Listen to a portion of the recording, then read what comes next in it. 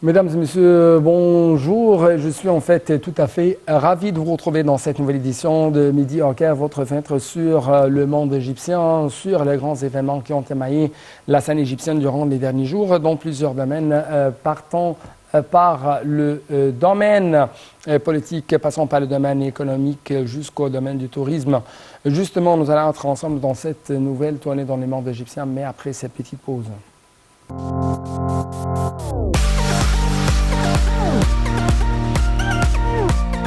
Commençons donc cette édition, chers téléspectateurs, par les activités présidentielles. Cette fois-ci, on trouve que le président égyptien Abdel Fattah al-Sisi s'est réuni avec le Premier ministre Dr Moustapha Madbouli et d'autres hauts responsables. Le porte-parole officiel de la présidence égyptienne a déclaré qu'au cours de la réunion, Monsieur le Président avait suivi le développement du poste exécutif du projet national de production agricole et de la restauration des terres dans le nouveau delta, dans le cadre de la stratégie visant à augmenter la superficie des terres agricoles par rapport à la superficie totale de la République. Les explications tout de suite dans ce commentaire.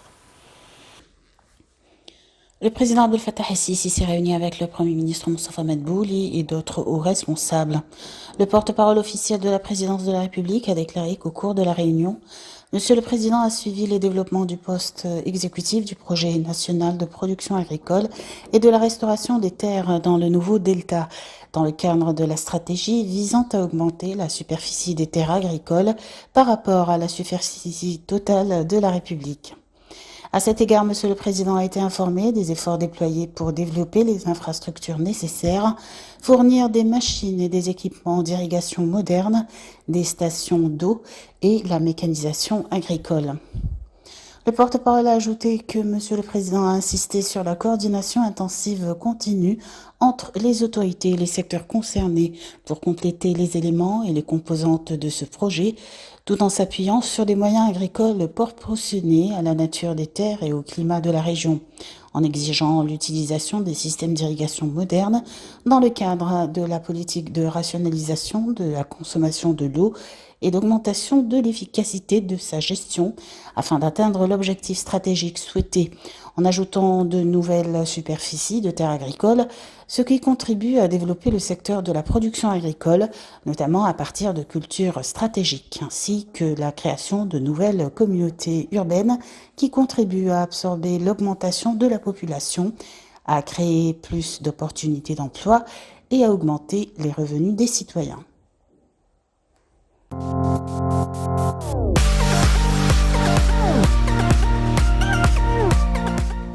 Quant à la ministre de la Coopération internationale, Dr Rania Al-Machad, elle a affirmé l'importance des réformes structurelles et économiques qui répondent aux priorités nationales pour promouvoir la croissance globale et durable dans les pays les moins avancés. Lors de sa participation à deux séminaires de haut niveau sur la transformation structurelle pour parvenir à la prospérité et à l'investissement dans la recherche et le développement dans les pays les moins avancés. Bien sûr, il y avait d'autres déclarations, d'autres messages qui ont été lancés par elle pendant sa participation dans, bien sûr, ces deux séminaires qui y ont fait partie à d'autres, bien sûr, d'autres séances ou d'autres sessions concernant le sujet des pays les moins avancés, notamment dans les réunions tenues à Doha au Qatar. La ministre de la Coopération internationale, Rania Al-Machad, a affirmé l'importance des réformes structurelles et économiques qui répondent aux priorités nationales pour promouvoir la croissance globale et durable dans les pays les moins avancés. Lors de sa participation à deux séminaires de haut niveau sur la transformation structurelle pour parvenir à la prospérité et l'investissement dans la recherche et le développement dans les pays les moins avancés pour créer des sociétés intelligentes et innovantes, la ministre a dit qu'il fallait tenir compte de nombre de facteurs, dont le plus important est la direction par l'État des efforts de réformes structurelles qui doivent servir à ses priorités et stratégies nationales. Cette séance a été tenue dans le cadre des activités de la conférence des Nations Unies sur les pays les moins avancés qui se tient à Doha du 5 au 9 mars sous le titre « Des capacités à la prospérité », et ce, avec la participation de dirigeants mondiaux, de représentants du secteur privé, de la société civile, de parlementaires et des jeunes. La ministre a affirmé l'importance de la mise en œuvre des programmes qui assurent la protection des citoyens qui paieront le coût de ces réformes, en plus de modifier les politiques stimulant le secteur privé, d'améliorer l'efficacité des marchés financiers, des institutions publiques et leur préparation à la transformation numérique et d'accroître le taux d'inclusion financière et l'accès aux services financiers.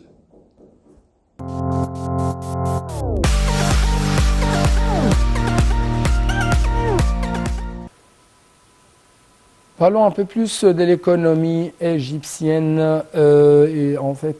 Ces derniers jours, le Premier ministre, Dr Moustapha Madbouli, a assisté à la signature d'un mémorandum d'entente avec 2 entreprises internationales pour développer le domaine du diagnostic médical en Égypte. Le MOU a été signé par le ministère de la Santé et de la Population, l'autorité égyptienne pour l'achat unifié, les entreprises mondiales Perkin-Elmer et HVD Egypt. Ce MOU s'inscrit dans le cadre de plans d'État visant à créer un centre de génomique pour les aider à détecter et à identifier avec précision les caractéristiques génétiques de diverses maladies.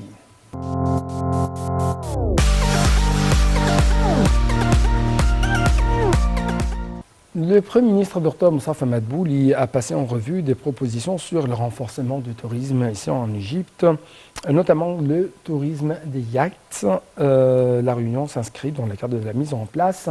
d'un plan d'action destiné à optimiser le tourisme des yachts dans le but de renforcer le tourisme étranger en Égypte et d'inventer de nouvelles catégories de touristes en exploitant d'une manière optimale les éléments distingués dont jouit l'Égypte en la matière, selon la déclaration faite par le chef du gouvernement. Il a également ajouté que cela doit contribuer à augmenter les ressources en devises du pays. Des représentants du groupe italien Navigo ont fait un exposé sur le plan d'action proposé qui est en accord avec la vision Égypte 2030 et qui vise à placer l'Égypte sur la cartographie du tourisme yacht et de maintenance de ces derniers. Ils ont passé en revue les axes d'action et les débarcadères proposés pour promouvoir le tourisme yacht en mer Rouge et dans la Méditerranée.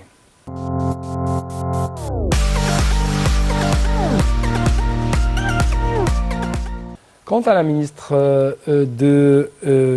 l'Environnement, Dr Yasmine Fouad, elle a confirmé que le ministère discutait des moyens de faire participer le secteur privé dans la mise en œuvre de projets qui attirent les investissements tels que les énergies renouvelables.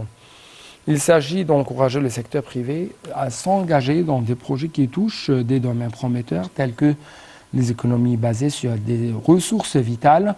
surtout l'utilisation des déchets agricoles dans la création d'une industrie prometteuse pour la production des matières premières. C'est ce qu'a dit Mme Fouad. Le ministère cherche également à renforcer le rôle du secteur bancaire dans le domaine de la finance climatique en coopération avec la Banque centrale. C'est ce qu'a affirmé la ministre lors d'une réunion sur les développements de la construction de la première entreprise égyptienne d'investissement dans des certificats carbone.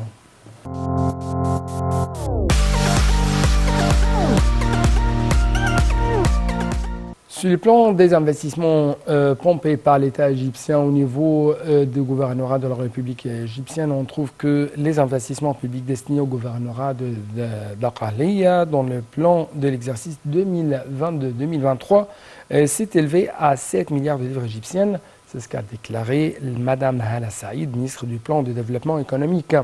Elle a affirmé la mise en place de 493 projets de développement dans le gouvernorat. Le ministère a publié un rapport pour l'investissement dans le gouvernorat de d'Aqaliya pour l'exercice 2022-2023 dans le cadre de la poursuite de l'annonce du plan susmentionné dans tout le gouvernorat pour la 4e année consécutive afin de sensibiliser les citoyens aux priorités du plan de développement durable pour cet exercice financier. Selon le rapport, 2,2 milliards de livres égyptiens sont consacrés à l'enseignement supérieur et de la recherche scientifique, 31%, alors que le secteur du logement bénéficie d'investissements de 1,1 milliard de livres égyptiennes, 15,7%, et que celui de développement local a obtenu des investissements de 720,7 millions de livres égyptiennes, soit 10,3%.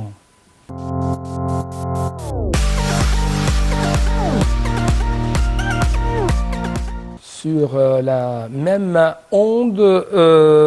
les investissements publics destinés au gouvernorat de Qena, la Haute-Égypte, dont le plan de l'exercice 2022-2023 s'élève à 4,7 milliards de livres égyptiennes. C'est ce qu'a déclaré Mme Hala Saïd, ministre du Plan et du Développement économique. Elle a affirmé la mise en place de 277 projets de développement dans le gouvernorat. Le ministère a publié un rapport sur le plan citoyen pour l'investissement dans le gouvernorat d'Alexandrie pour l'exercice 2022-2023 dans le cadre de la poursuite de l'annonce du plan susmentionné dans tout le gouvernorat pour la 4e année consécutive afin de sensibiliser les citoyens aux priorités du plan de développement durable pour cet exercice financier. Selon le rapport, 1 milliard de livres égyptiens est consacré au développement local, soit 24%, alors que le secteur de logement bénéficie d'investissements de 754,4 millions de livres égyptiennes, soit 16%, et que celui de l'enseignement supérieur de la recherche scientifique a obtenu des investissements de 798,8 millions de livres égyptiennes, soit 17%.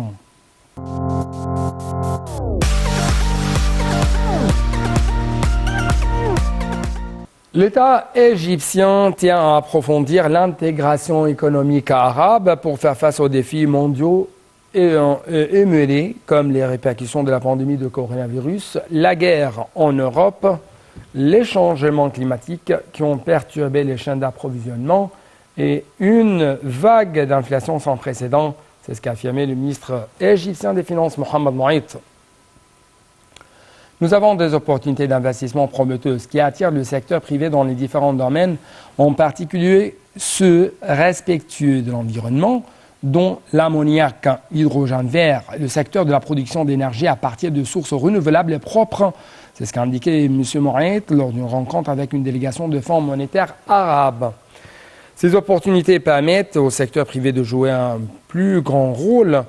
dans le processus de développement, de favoriser un climat positif pour tous les investisseurs et d'ouvrir de larges perspectives pour attirer de nouvelles catégories d'investisseurs locaux et étrangers, de manière à garantir l'implantation de l'industrie, à augmenter la part de la composante locale et à renforcer la compétitivité des exportations égyptiennes sur les marchés mondiaux, selon M. Mouait.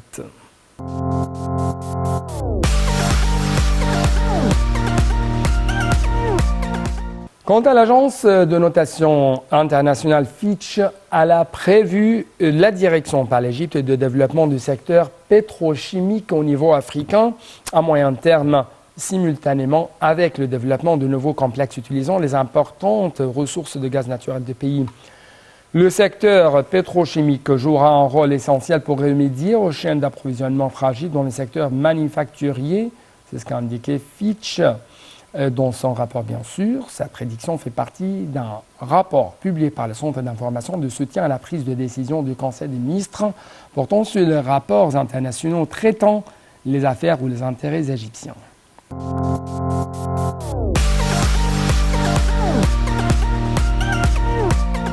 Clôturons donc cette édition, chers téléspectateurs, avec plus d'informations concernant cette coopération de plus en plus étroite entre l'Égypte et les différents pays africains frères dans le domaine de l'agriculture. Cette fois-ci, on trouve que le ministre égyptien de l'Agriculture, de la bonification des terres, Saïd El-Qosir, a affirmé que la direction politique a accordé une grande importance à soutenir les frères africains dans le domaine agricole à travers le transfert des technologies modernes et la mise en place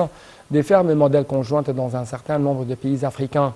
M. Qosir s'est exprimé lors d'une réunion avec le président du Sénat burundais, Emmanuel Sinzohagera. L'État égyptien valorise le rôle joué par le Burundi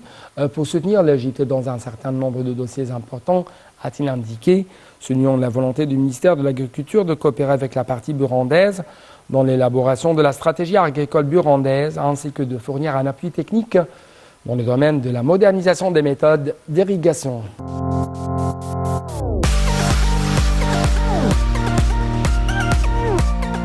Donc avec cette dernière nouvelle concernant cette coopération de plus en plus étroite entre l'Égypte et les autres pays africains dans le domaine de l'agriculture, si je peux dire, dans le domaine de la sécurité alimentaire, nous arrivons à la fin de cette édition. C'est pourquoi permettez-moi de vous remercier infiniment pour votre attention.